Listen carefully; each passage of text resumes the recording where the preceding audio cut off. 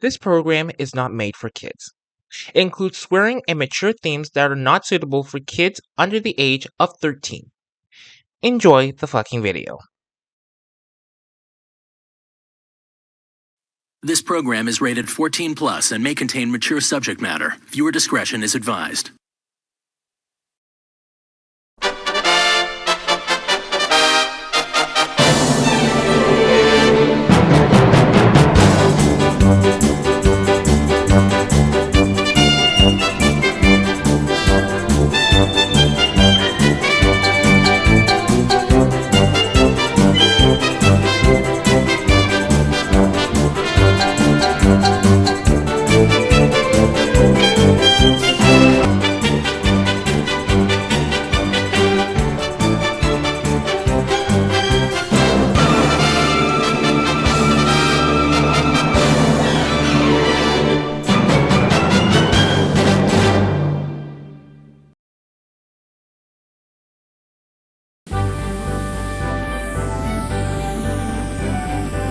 We all know Thomas and Percy are best friends.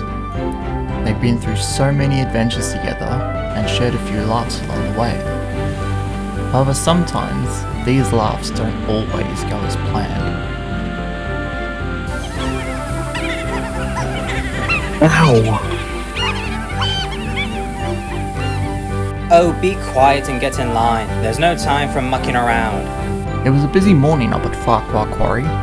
Stanley, Mavis and Rosie were kept on their wheels as there were a lot of orders to fill. So much so, Thomas and Percy had to be called away from their normal duties on the branch line to lend a buffer. Morning, everyone.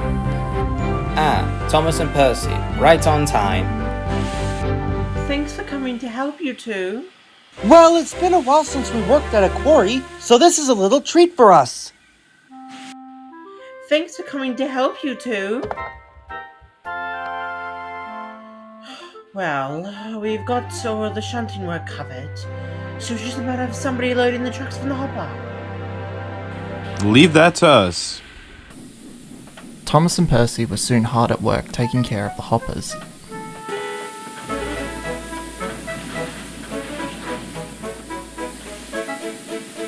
Careful with the trucks, Percy. We don't want a repeat from the coal mine.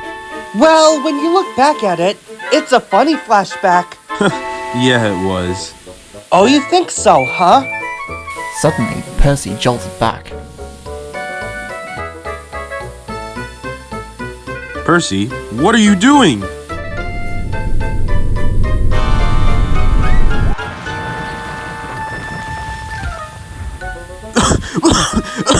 Help! Help!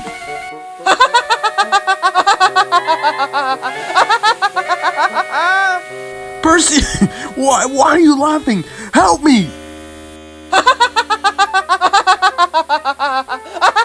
Thomas then realised that Percy was finding it as a joke.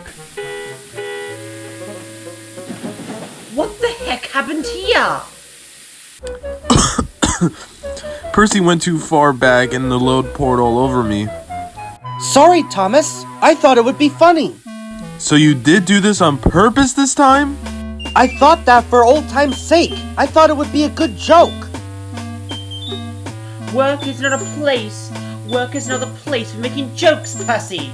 You just wasted 3 loads of gravel.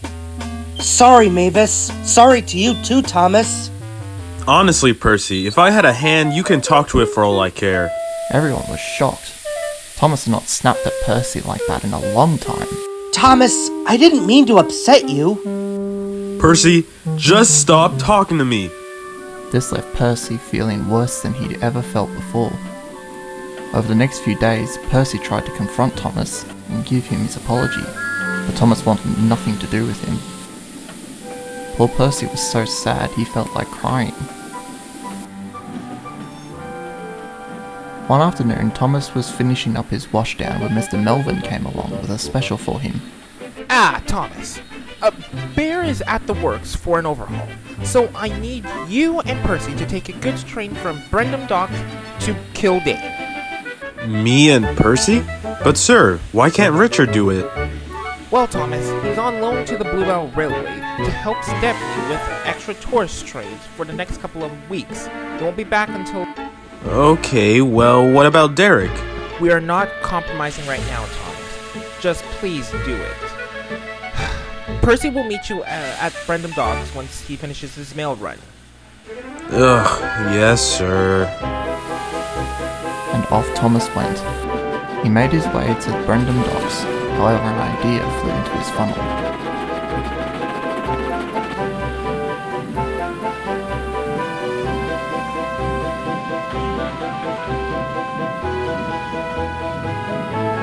I don't need Percy's help. I've taken trains the size of bears before, and I can do it again right now.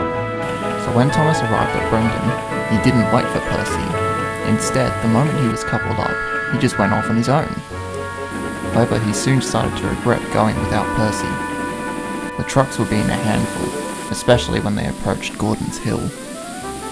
Hold back, hold back. Come on now, please cooperate. Your wish is our command. Then there was trouble. The trucks were soon pushing Thomas down the other side. No, slow down! But the more he begged, the faster the trucks pushed Thomas down the hill. Marin Station was fast approaching. To make matters worse, there was another goods train just departing from the station. Thomas's driver applied the brakes, but it was too late.